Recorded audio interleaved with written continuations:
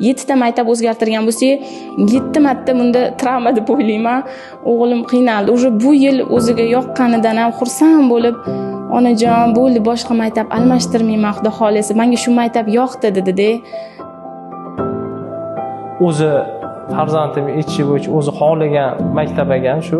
O'ziga juda yoqqan. Hamma narsasida xotirjamman-da.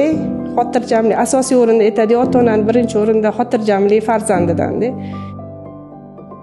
Hamma maktab muassasalari mana shu maktab grant ta'lim maktabidan o'rganishsa, maslahat olishsa va o'zimiz yurtimizga barcha maktablar ham xuddi shu yo'nalishda dars olib borishsa, menimcha katta yutuqqa erishib, kelajakda haqiqatan bolalarimiz, kelajakdagi yoshlarimiz hammasi yaxshi inson bo'lib voyaga yetishadi degan umiddaman.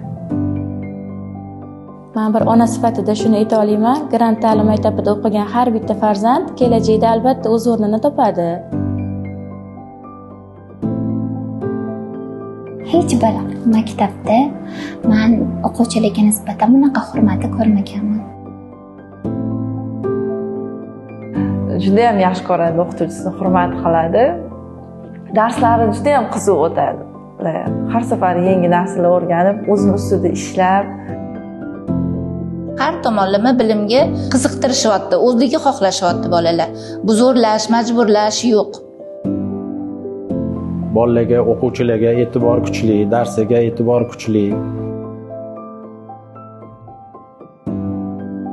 Ustoz o'ziga bolani qanchalik o'rgata olsa, qanchalik mehrini qozona olsa, bolalar shunaqangi ko'p talpinib borar ekan maktabga va bu narsani biz maktabdan olamiz.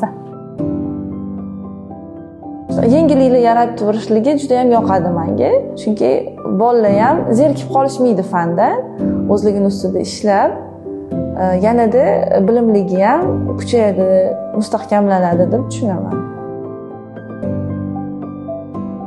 Ancha og'ir bosolashgan.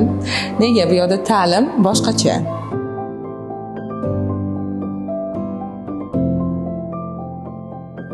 Qolgan ota-onalarga tavsiyam farzandinglarni har tomonlama, ham bilim tomonlama, ham tarbiya tomonlama rivojlanishini xohlasanglar, grant ta'lim maktabini tanlaylar deb tavsiya bergan bo'lardim.